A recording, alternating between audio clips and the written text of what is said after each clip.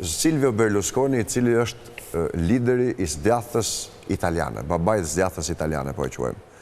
Ndërtoi një projekt politik që e solli zgjathën pushtet. Ai ishte kryetari i Forca Italia, por bëri një koalicion të gjerë me të gjitha partitë e djathta, nxori Melonin kandidate dhe morën qeverinë. Kjo është strategjia politike. Pra, ne nuk duhet ngatrojmë kryetarin e partisë me strategjinë politike që një parti ndjek për të ardhur në pushtet, e diktuar nga kushtet, nga nevojat, nga shumë gjëra. Okej. Denis, pra po thoni që mund të jetë dhe një grua?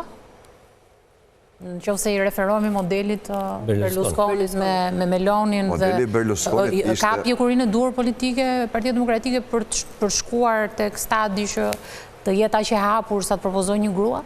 Ata në mos gaboj e thanë dhe për zgjedhje, që në qoftë se ne fitojmë nuk është e thënë që do të jetë Berisha kryeminist. Unë them këtë gjë, që jo nga të vetë përjashtuarit.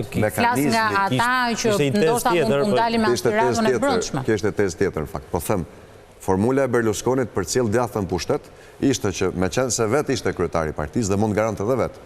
Zgjodhi të nxirrte zonjën Meloni për arsye të ndryshme. Kryetari i partisë më të madhe. Jo më të madhe, komplet ndryshe.